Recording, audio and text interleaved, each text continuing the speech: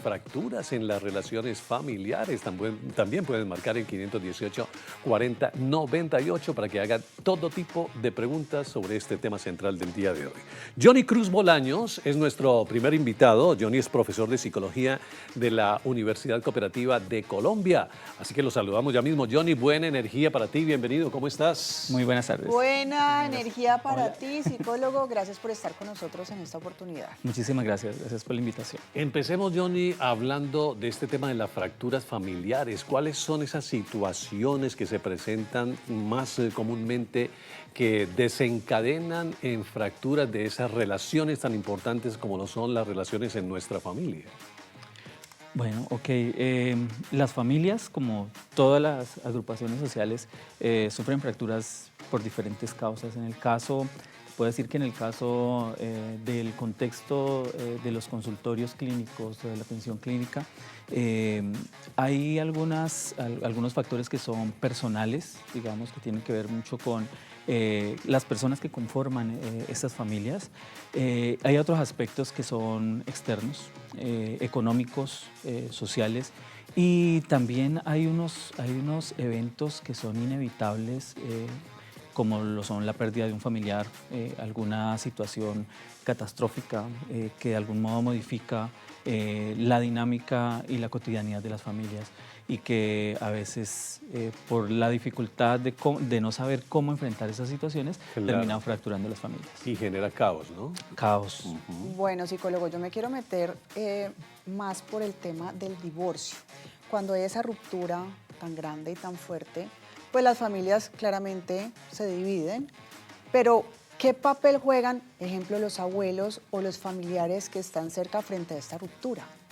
Sí, digamos que el divorcio es un fenómeno cada vez más común, ¿no? Se vuelve, digamos que respuesta a los cambios que están teniendo las familias actualmente.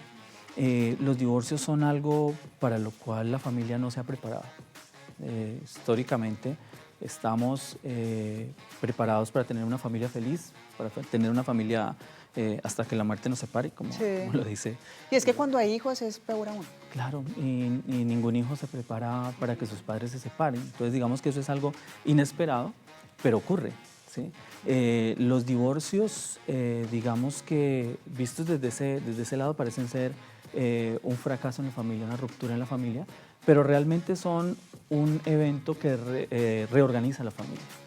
Es decir, el divorcio puede entenderse también como el fin de una relación, más no el fin de una familia. Exacto. Y creo que eso es lo que hay que orientar, ¿no? De pronto uno encuentra mucho en consulta eso. Las personas piensan que han fracasado en su familia porque hay un divorcio, y la forma de abordarlo correctamente ahora es otra forma de familia. Es decir, el divorcio es un hito, un momento en la historia de esa familia, y determina una nueva forma de familia. Pero entonces allí la pregunta es, ¿qué papel juegan los abuelos o los familiares más cercanos, esa red de apoyo, cuando tenemos hijos? Ok. Digamos que esta red, que también es familia, de algún modo es una parte de la familia extensa, puede tener aportes positivos, pero también negativos. Creo que las familias están compuestas por varias generaciones, por varias formas de abordar las problemáticas, historicidades distintas, ¿no? Y ese cambio generacional a veces sirve para contener a los miembros de la familia en medio del conflicto que se está viviendo, pero en muchas otras se convierten en factores que pueden ser también negativos. Entonces, digamos que hay un apoyo en términos de poder darle cobertura, de proteger, pero también cada miembro de la familia está viviendo de un modo distinto esa situación de divorcio. Entonces, los abuelos pueden ayudar, pueden contener, los tíos pueden contener. No todo el mundo los ve desde la misma perspectiva, ¿no, claro, psicólogo Johnny? De hecho, el divorcio obviamente es una de las causas más comunes que hace que la relación se fracture. Pero hay muchas otras causas también que llevan a que, digamos, la relación empiece a resquebrajarse. Sí. Bueno, hablemos entonces de eso, precisamente. ¿Cuáles son esas señales de alerta que nos indican que ya esa relación está entrando en un resquebrajamiento y que es necesario empezar a trabajar allí, psicólogo? Ok, las familias tienen una cotidianidad. Cuando la cotidianidad se rompe, ahí hay una alerta. Es decir, las familias vienen haciendo las cosas de cierta forma, ¿cierto? Hay unas rutinas, hay unas formas incluso de afrontar las problemáticas. Hay diálogo y rutinas como comer, compartir la mesa, salir a pasear, todas esas cosas que se hacen normalmente. Cuando cambian, cuando hay un cambio sorpresivo, digamos, cuando ya no es como antes, ahí hay un indicador de que la familia está sufriendo una ruptura. Generalmente ocurre de este modo. A la hora de comer, ¿cierto? Los diálogos ya no son los mismos, la afectividad no es la misma, hay silencios, hay problemáticas que no se abordan. Se alteran las dinámicas, ¿no? Exactamente. Entonces las familias conocen sus rutinas, su cotidianidad, y cuando esa cotidianidad se altera es un indicador de que algo pasa en la familia. Aparte, psicólogo, que pues obviamente no hay familias perfectas. Entonces, esa diversidad de, digamos, de ideas y de forma de ver la vida también ocasiona muchas veces conflictos al interior de la misma, ¿no? Claro que sí. Sí. Además de las distintas formas, como tú decías hace un momento, hay historicidades, ¿no? Es decir, los padres, los hijos vivimos en una contemporaneidad, pero venimos de historias distintas, ¿sí? Y esas historias distintas, formas, valores distintos que van cambiando de acuerdo a las épocas en las que hemos vivido, pueden señalar o pueden determinar puntos innegociables que se convierten en puntos de conflicto en la familia. Sí. Bueno, psicólogo, a la 1:55 p.m. tenemos conexión con nuestros televidentes que quieren participar del tema, y aquí tenemos un mensaje que nos deja Sandrita Lokis. Bueno, buenas tardes, qué buen tema. Estoy pasando una situación actualmente con mi mamá y me encantaría recuperar mi relación con ella. Nuestra fractura se debe a que ella quiere tener el control de todo y yo soy un poco más relajada.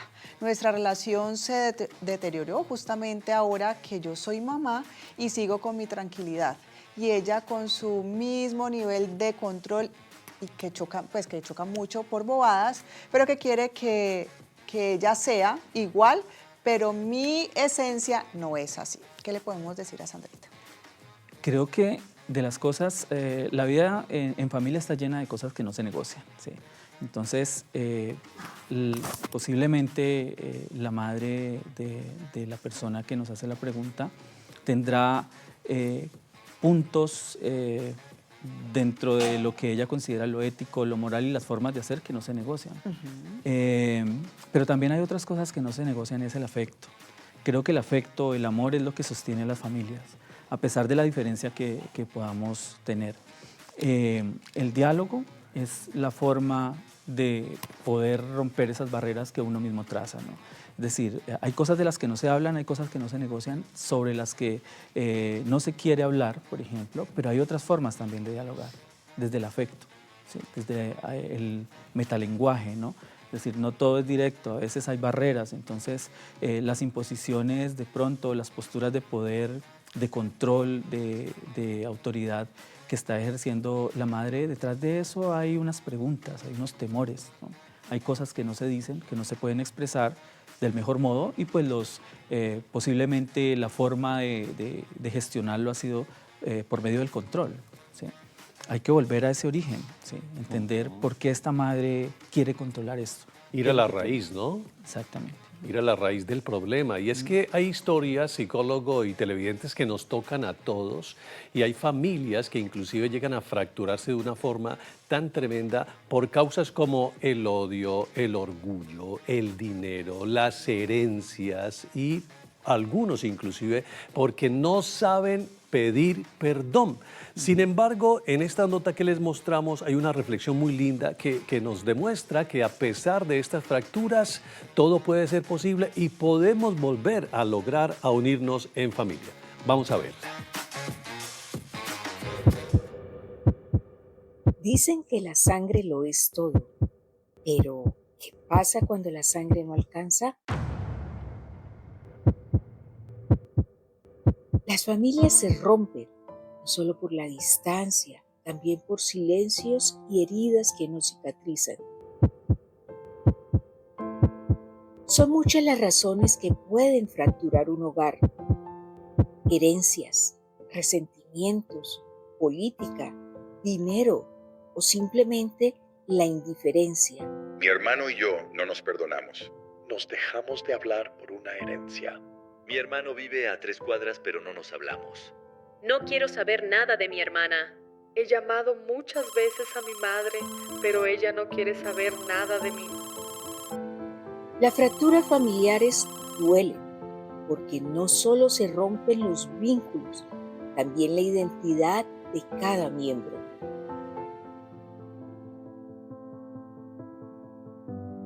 Aunque las heridas familiares dejan cicatrices, siempre hay un lugar para el perdón, y a veces un simple llamado puede ser el primer puente para reconstruir lo perdido. Cuando la sangre no alcanza, siempre queda la posibilidad de elegirnos de nuevo. La familia puede romperse, pero también puede volver a unirse. Hermosa nota de Carmen Salibreros para reflexionar sobre nuestro tema central del día de hoy. Sí. Así que, psicólogo, ahí nos preguntamos entonces cuál es ese impacto emocional que tiene el distanciamiento, como lo veíamos en la nota, con un familiar cercano. ¿Cuál es ese entonces impacto emocional, querido psicólogo, que tiene el dejar de hablar con un ser querido durante mucho tiempo en nuestra salud mental? Ok, bueno, los existencialistas planteaban que existimos para 3 generaciones, más o menos. desde Para nuestras 3 familias. generaciones. Es decir, es para las personas que somos realmente importantes. Ujú. Después de nuestros abuelos, bueno, que seamos abuelos más bien, nuestros nietos, nuestros hijos, nuestros nietos, seremos olvidados, posiblemente. Entonces, y esas personas, que son las que conforman nuestra familia, son lo más significativo, son lo que nos da sentido sobre la existencia. Entonces, las fracturas en esas personas que realmente son significativas, pues tienen un efecto brutal sobre el resto de nuestras vidas. Podemos tener mucho éxito, pero vamos a sentirnos que algo falta, que hay un vacío, una tristeza profunda, porque la gente para la que realmente significamos la hemos fracturado esa relación. Por ejemplo, de las cosas que más se dificulta en las rupturas familiares es recuperar la posibilidad de volver a dialogar, de volver a establecer un contacto emocional con el otro. El diálogo se pierde, la posibilidad de muchas veces por el rencor, por los problemas que han existido, ya el otro no es capaz de expresar cariño, no es capaz de mirar a los ojos, de tener un detalle con el otro, y eso va alejando a las familias. Si nosotros tuviéramos conciencia de lo sensible que es la familia, que es una etapa de nuestras vidas realmente corta, tiene fecha de caducidad, cada miembro de nuestra familia. Tal vez la valoraríamos más y haríamos esfuerzos tremendos por no fracturarlas. Oiga, Pero qué escúcheme este interesante. caso en redes sociales que me llegó ahorita y realmente me llama demasiado la atención. Diana Rayabajo 15 nos dice lo siguiente, que era una familia súper unida, pero que su hermana se casó con un personaje y ese personaje empezó a abusarla sexualmente durante 3 años. Ella decide decirle a su familia, pues como es una niña, no le creyeron.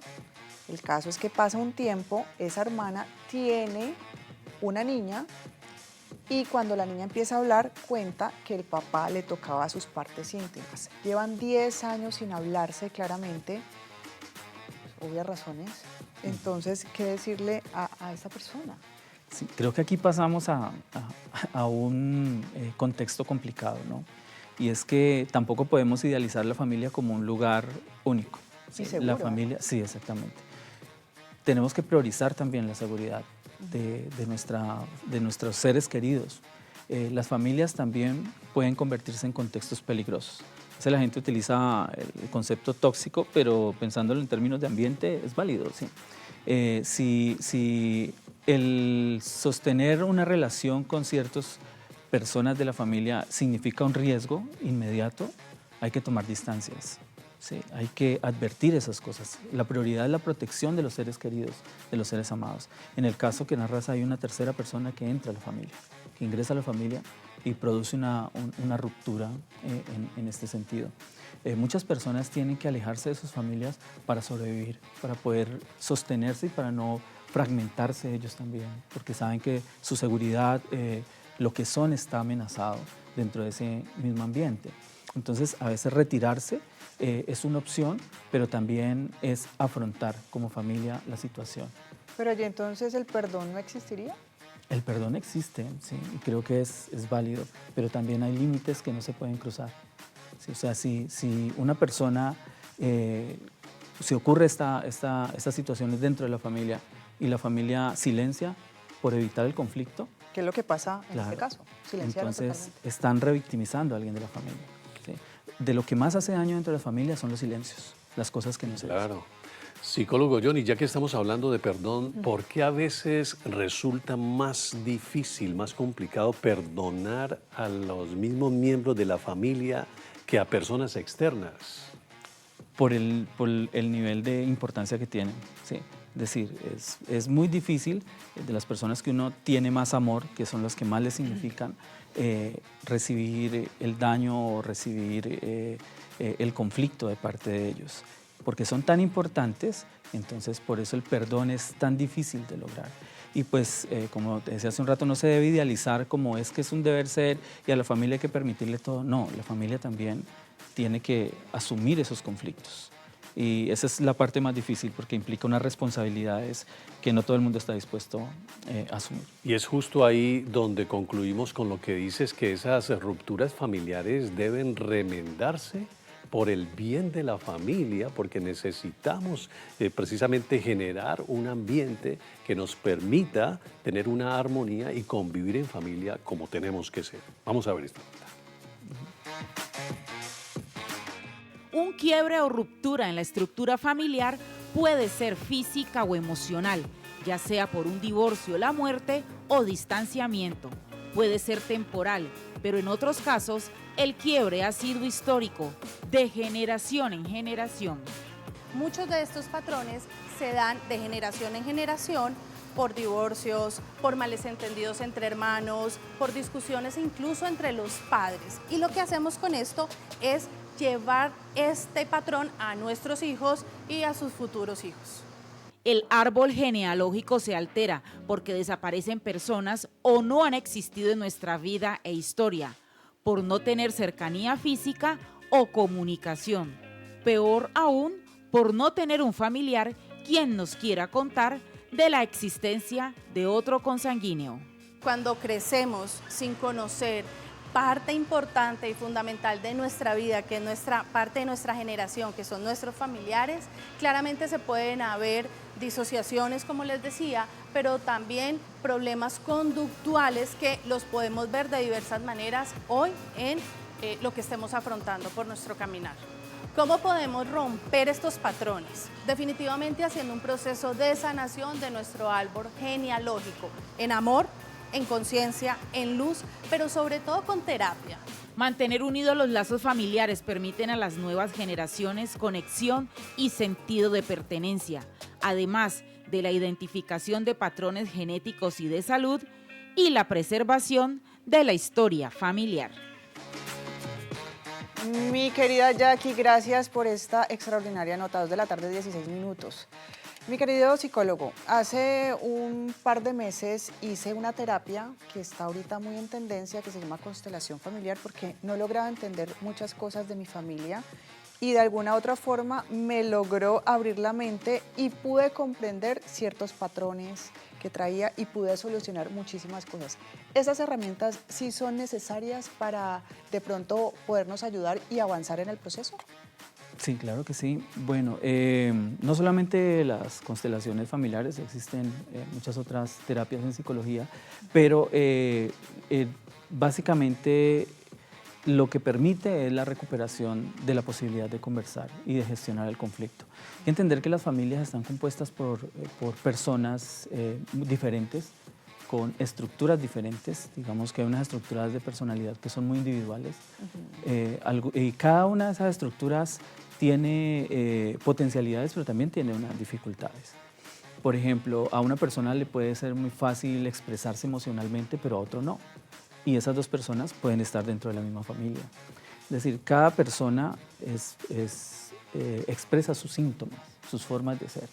Entonces, para la reconstrucción, digamos, de los lazos familiares, de la comunicación, para volver a recuperar esa cohesión dentro de la familia, es necesario saber quiénes son los que lo integran, que cada uno tiene unas formas de expresar, unas necesidades, unas barreras también, que las determina también lo que es, quién es como persona, y un ambiente también, que es el ambiente familiar.